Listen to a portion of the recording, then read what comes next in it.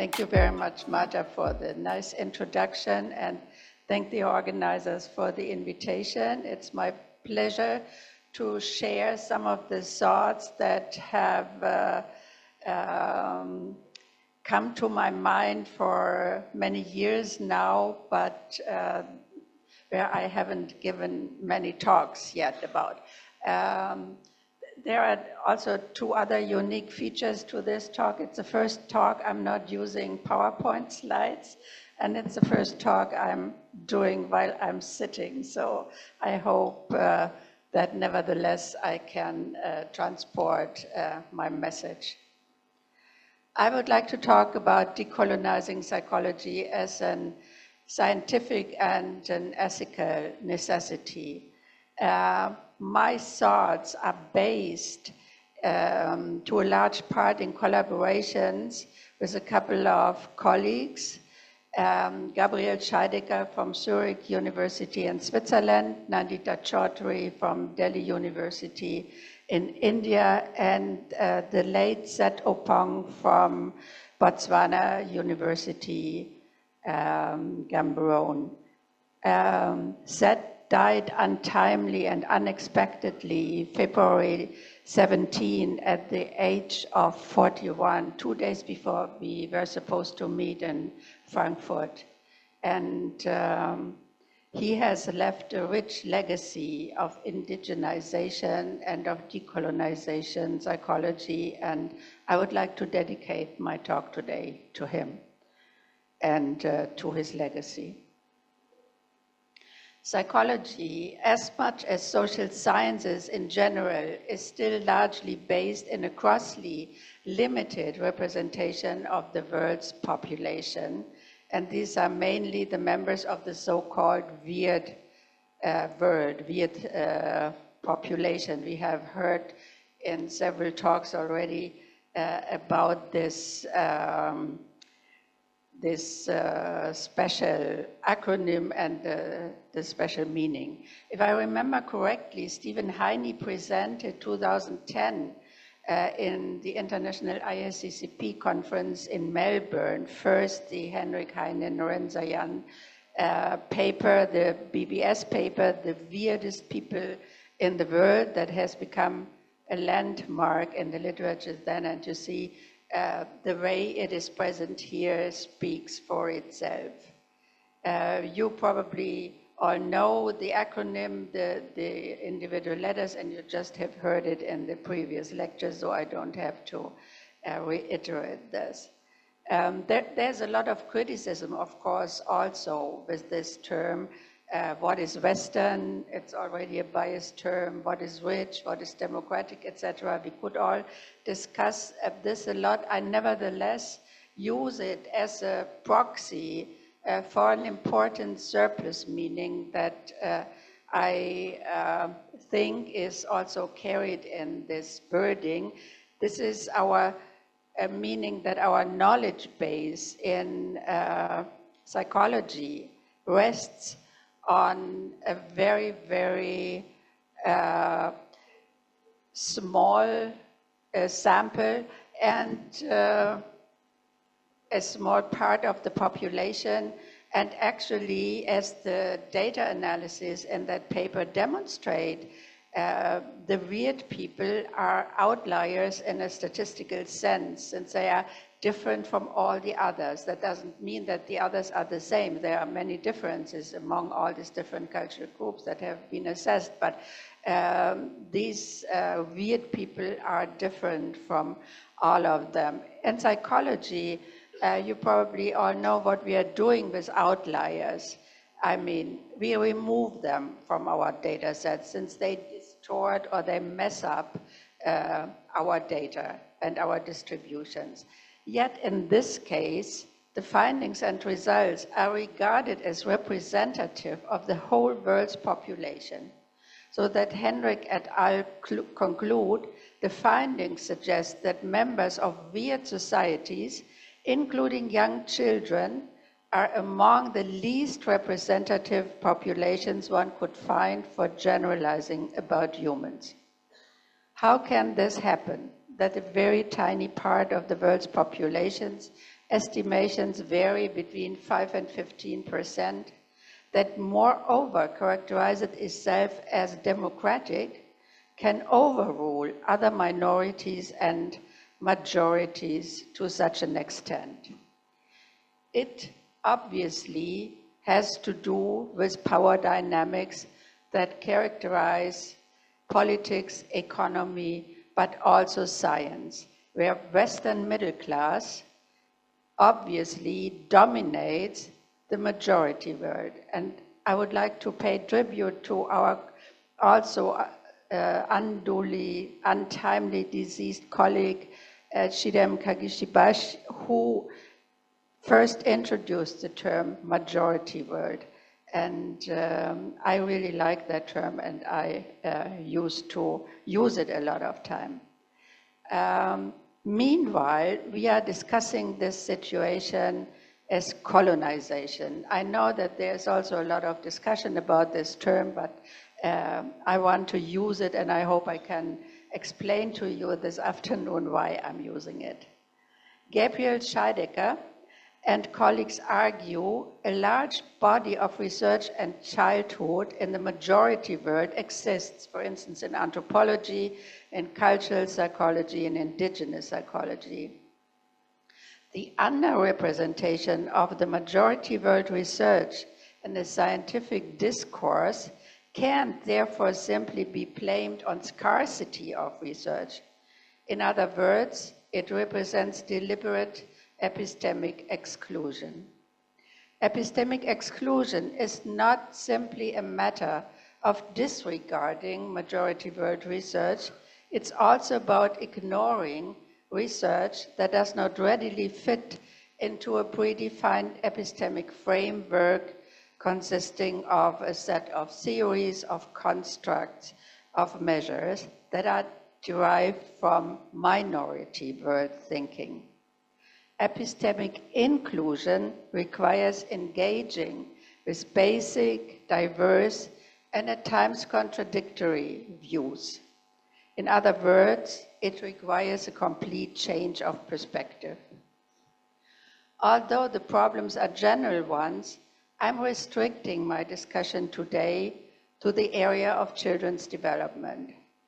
Children's development is, as Marta said, my area of research since many years, not to say decades.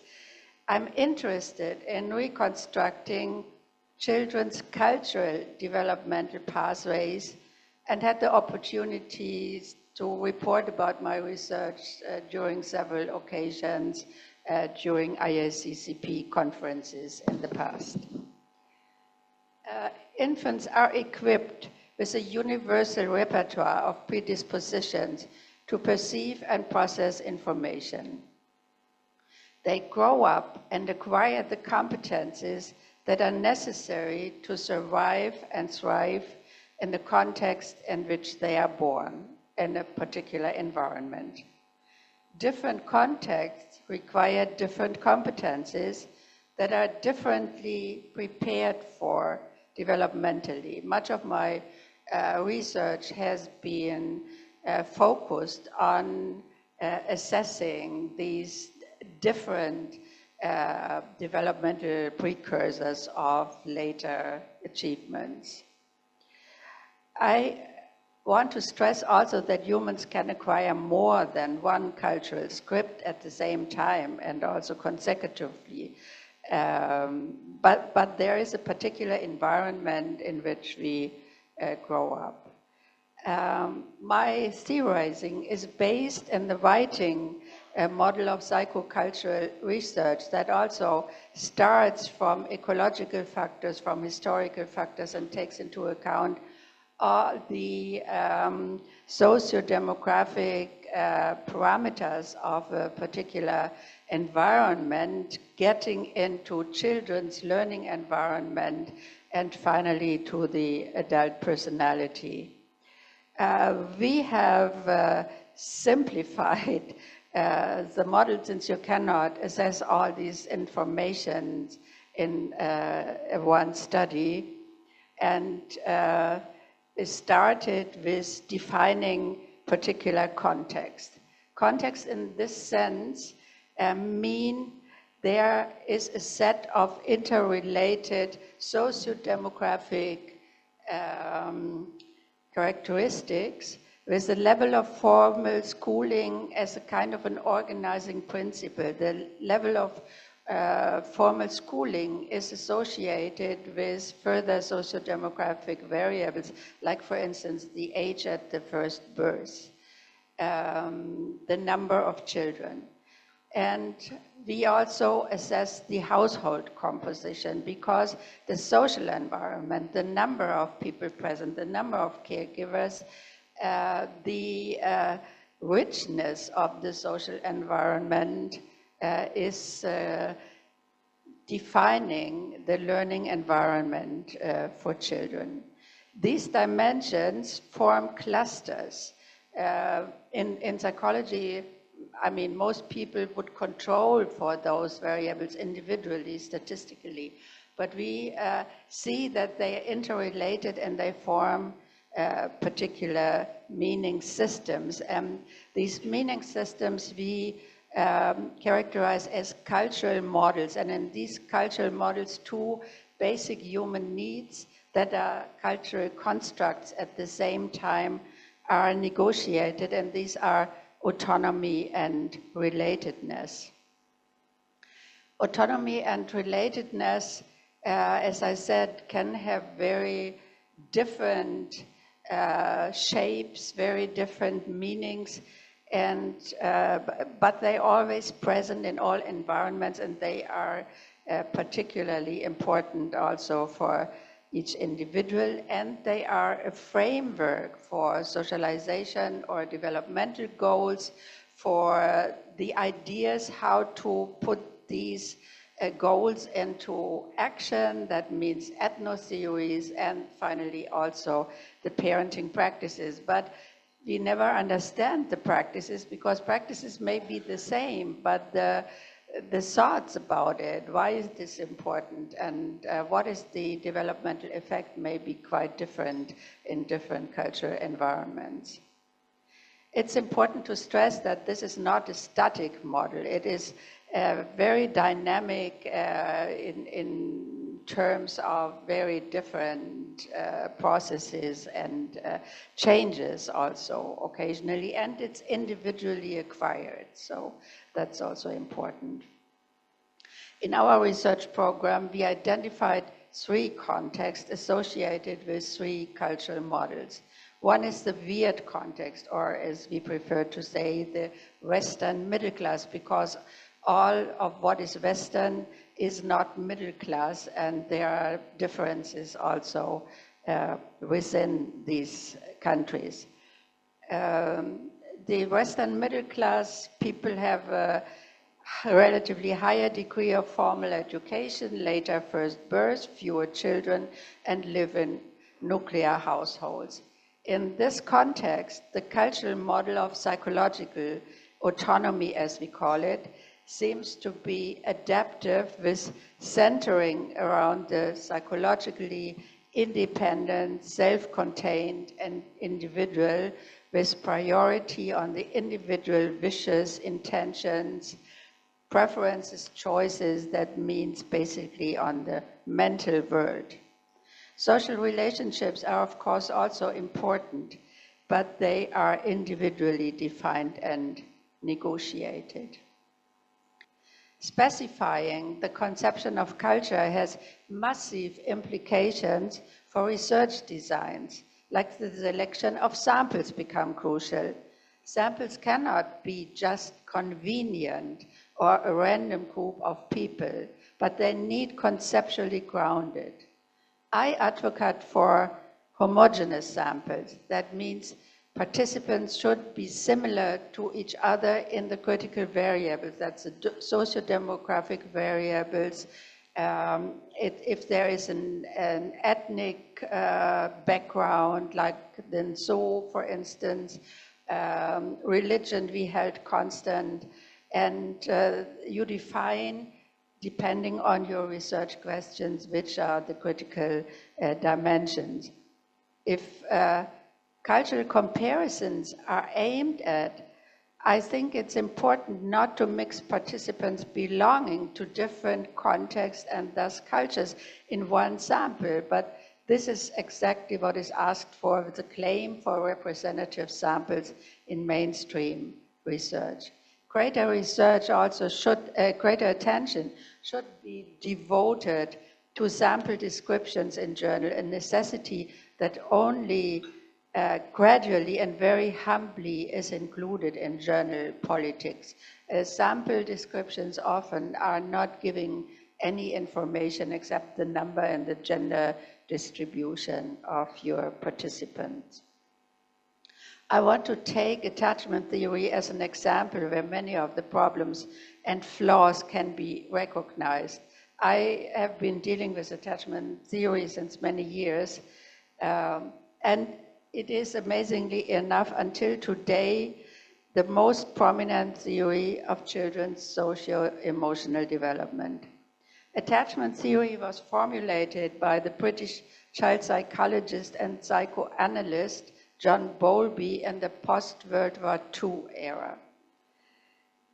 And the basic assumptions have amazingly survived until today, despite many mistakes, flaws, biases, and changes that have been identified, meanwhile also by attachment researchers, by the way. Attachment is conceived of as a unique emotional bond between a child and one adult caregiver. A child can have more than one of those attachment relationships, but only few, and one needs to be the primary relationship. It is argued that this is evolved during human history in order to protect infants and increase the survival rate.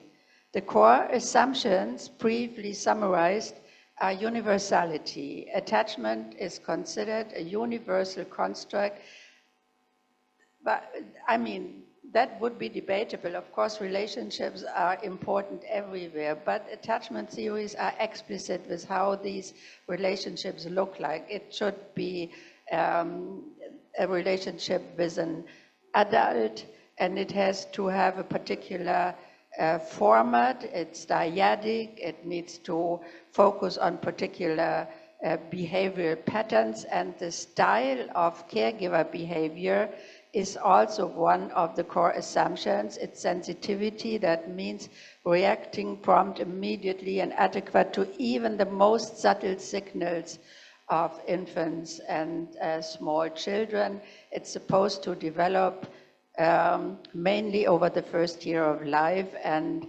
has turned into an internal working model by the age of 3 or 4 years. Another assumption is that of normativity. That means that secure attachment is the most common and the best way to enhance development. And here you can see the evolutionary basis is very thin, because in evolution there is no best way defined. And there is a fourth assumption, that's the competence assumption, and that means that the attachment quality, secure or different forms of insecure, has consequences first for the socio-emotional development that follows, and later it has been expanded to all the developmental domains you can imagine. Attachment theory, as most of psychology and social sciences in general, defines a conception that has been developed in Western middle class by Western upper middle class scholars. John Bowlby was a member of British upper middle class, as valid for the entire world population. Moreover, and I find that even more disturbing, is that it is evaluated also as being the best for all people in all corners of the world. Attachment theory is a telling example not only of epistemic exclusion, but also of epistemic violence because of this evaluation and the politics and policies to maintain it. There has been criticism right from the beginning. Already Margaret Mead was criticizing John Bowlby for the unique role he assigned to the mother that did not match her Samoan experiences. Bowlby did what is a strategy of researchers until today, ignoring the rich evidence from cultural anthropological and cultural psychological documents. The justification is simple. These ethnographic studies and documentations are qualified as not being attachment research, because attachment research is only research that utilizes instruments that have been developed by attachment researchers, as for instance, the strange situation procedure. I'm coming back to that shortly. This is a clear confrontation between theory and method, and definitely not according to the standards of good science. Moreover, the research is confirmatory. That means only those results that confirm the prior assumptions is taken as serious. Deviant findings are explained by method errors, like the incorrect application of the procedures or training deficits of research assistants. Ironically, these are often the local people in the cultural comparative studies who assess the data and who adapt what is possible, because I think it doesn't make a lot of sense to apply the procedure as these researchers are wanting. And social class and thus culture is often taken as an excuse for deviant findings. I mean, this is even ironical, I think, and certainly also not compatible with good science. The result is that participants, children, mothers, get less favorable evaluation, and this is taken for deficits. It's a widespread habit to interpret differences as deficits. The problem is located on different levels. Kim Barth and I have recently argued in a commentary to a special issue on increasing inclusivity in the Journal of Cognition and Development. I quote, "Inclusivity needs to comprise the entire research process. The consideration of inclusivity needs to start at the beginning of research. Current theories in cognitive psychology, but in psychology in general, are based in Western middle-class philosophy, which moreover are mostly developed by men, that have been derived and supported primarily from observations and testing of humans from weird settings." So, with other words, we study ourselves and then apply it to everybody else. Thus, current cognitive and social science has been conceptualized almost exclusively by weird scientific perspectives, with weird researchers molding this view, choice of topics, design of experiments, explicitly or implicitly. The composition of research teams becomes crucial here as diverse worldviews challenge and necessarily complement the mainstream. But we know that originating in a non-weird culture does not necessarily imply culture consciousness. I have talked for a long time about cultural sensitivity. I decided to talk about cultural consciousness because I think that captures more the meaning. Sato Pong and Gabriel Scheidegger again have discussed that researchers from the majority world may follow the mainstream agenda for a variety of reasons, including they have already been instructed to do so at their university, at their training, Doing so demonstrates their competence and professional authority, and to have access to publication opportunities, to research funding, etc. Satopong talked about epistemological allyship, with which he wanted to express his concern that the anti-racism literature tended to blame white people for most things without any attempt to recognize the role that the marginalized played in their marginalization. I think that's worth also of thinking. Both Satopong and Gabriel Scheidegger and colleagues point to the cultural insensitivity in both bottom-up and top-down global thinking. Greater inclusivity in this regard means greater intersectionality, like cognitive sciences, for instance, with anthropological and ethnographic studies, thus reducing the potential for epistemological violence. And the thinking that differences are deficits. The inclusion of non-weird samples sometimes is considered, or more often recently, is considered as a remedy for cultural bias. But it's actually increasing epistemic violence when research instruments and procedures of assessments are applied that have been developed in one cultural context, the Western middle class, without contextualizing them beyond superficial adaptations like translation or maybe exchanging objects. An example that I want to introduce to you that is exactly falling into this trap can be seen in a program that Jacobs Foundation has just recently set up, the Learning Variability Network Exchange, or Levanti. Launched in 2023 with Stanford University as a key partner coordinating the initiative. Levanti brings together researchers from around the world and provides them with a framework to enable them to gather information on how children's learning varies within and across individuals, groups, and cultural contexts. When I was reading this first so far, I was happy and impressed that such an initiative was being launched.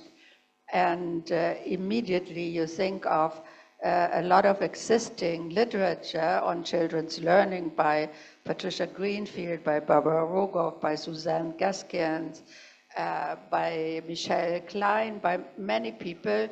But if you continue reading in the website, you see it will collect data from children aged 2 to 12 using a common set of measurements, including cognitive, emotional, social, and environmental factors that influence and contribute to individual differences in learning. You can find this on the homepage of Jacobs Foundation. So you see, it is aimed at having one repertoire of instruments to measure the variability also across cultures.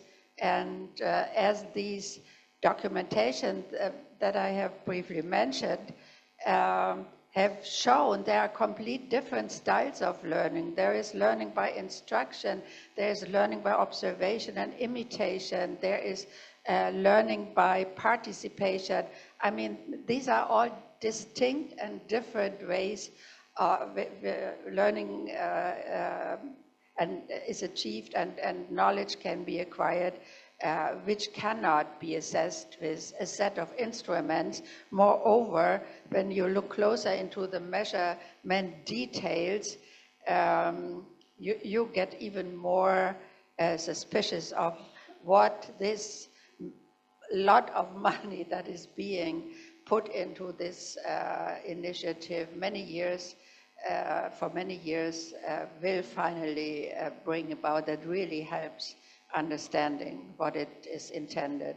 There are 60 minutes per child where language, literacy, number, mathematics, reasoning, executive function, social cognition, spatial cognition, well-being, peer relationships, attitudes towards schooling are going to be assessed. So you can imagine that there are limited time resources in order to get the full spectrum of all these different dimensions. There is also caregiver assessment, also 60 minutes, and interesting, the guiding principles that were used for the measure selection. The measures should be short, of course, there is not much time.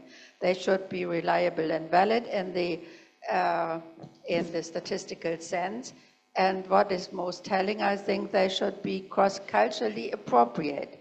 Since measuring children's variability across contexts is a key goal, measures with demonstrated use in a wide range of cultures and contexts, including low and middle income countries, were sought. So what does that information tell us? We are looking for instruments that have been used in a different context. Here I come back to the strange situation. The strange situation is an assessment tool to, it's more a kind of an observation protocol with which it is intended to assess children's attachment quality.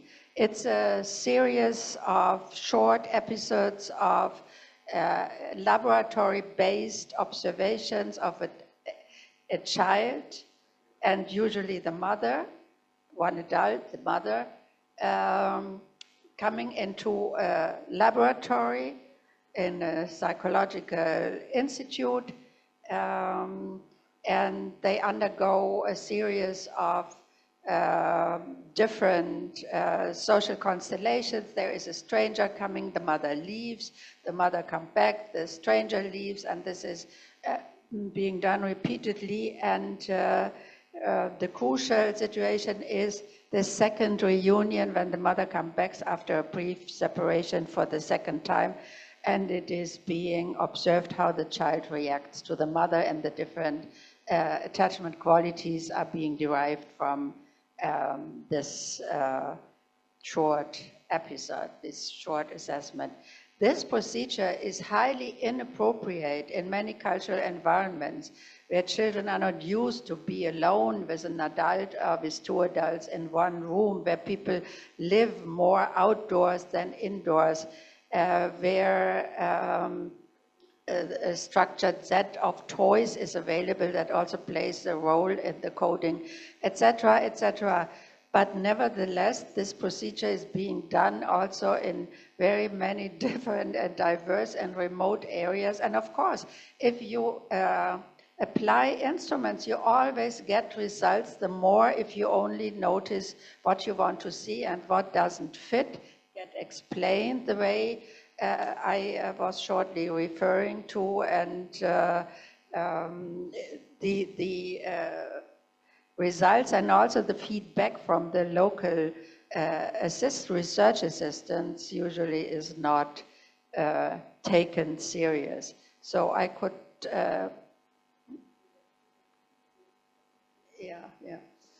there are many more things to be said to this program. Go onto the website on Jacobs Foundation and have your own impression. I think all this counteracts the promise to provide a basis for variability of children's development and learning. This could only be reached by ethnographic methodology, and there is a tremendous, impressive number of those ethnographies giving us a lot of information about children's upbringing and children's development in many diverse cultural contexts.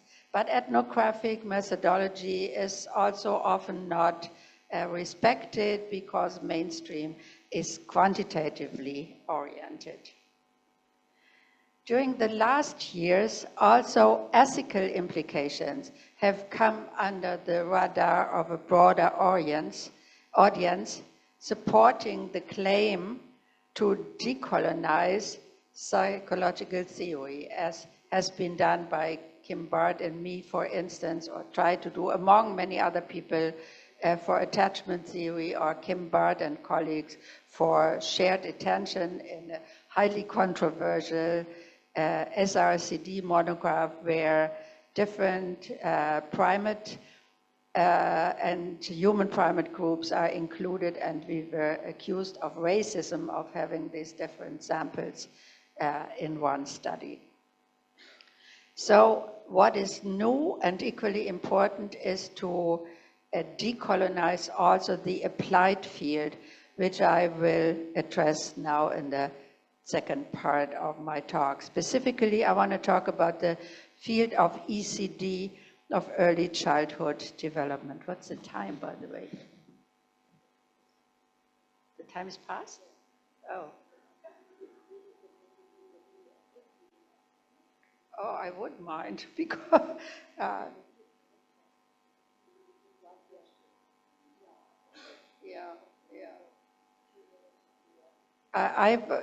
if you agree, I would like to briefly talk about this applied field, because I think it's very, very important too. Oh my goodness. Thank you. I usually have a watch. Sorry for that. Global ECD began to take shape in the 1990s when international organizations started to set ECD agendas, to formulate corresponding policies, and start a broad range of interventions. There are programs like Saving Brains. Amazingly and interestingly, they all center about brain development in Canada, or Care for Child Development by UNICEF and World Health Organization. Those began around 2010. Finally, the launch of the Nurturing Care Framework in 2018 by World Health Organization, UNICEF, and the World Bank wants to be a roadmap to scale up global ECD. ECD is positioned to intervene in virtually every family in the global south. Nurturing care encompasses 5 domains of health: nutrition, security, safety, responsive caregiving, and early learning. I would like to briefly talk only about the last 2, because they are specifically designed to foster early childhood development and prioritized in these intervention studies. The NSF is based on scientific claims presented in 3 consecutive series of review articles in The Lancet, and claims to build on state-of-the-art evidence about how early child development unfolds to define the principles of nurturing care. None of these papers refers to any kind of cultural, cross-cultural paper or journal. Even not the Journal of Cross-Cultural Psychology is mentioned, not to speak about ethos or any other cultural measures. I have to skip large parts, but what is argued is that there, on the basis of this literature, that there is a widespread cognitive, social, and emotional deficits in the global south. And this is supposed to be remedied by changing parenting practices in order to optimize child development. These nurturing care framework-based intervention consist mainly of practice session in the home of the people, where usually the mother is addressed. She's in the spotlight without any scientific justification. And during these visits, there are people coming in and telling the mothers what to do, to talk a lot, to respond to children's vocalizations and actions, to promote praise, celebrating the child's achievements and efforts. With other words, it's attachment-based parenting. Although the nurturing care framework focuses on the majority word, the underlying evidence has been produced overwhelmingly in the minority word. This is especially true for basic science research from developmental psychology and neurosciences. When majority word research is cited, it is applied research about assessing parenting developmental outcomes or intervention. And these research, since it is being done with Western-based instruments, usually brings up differences which are then seen as deficits. ECD scientists might justify their disregard of existing majority word research on the ground that it is less scientifically rigorous.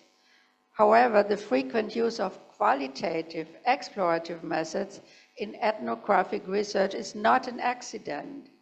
These methods have been developed to counter ethnocentric and ethnocentric biases that occur when standardized procedures are applied in contexts different from the one in which they emerged.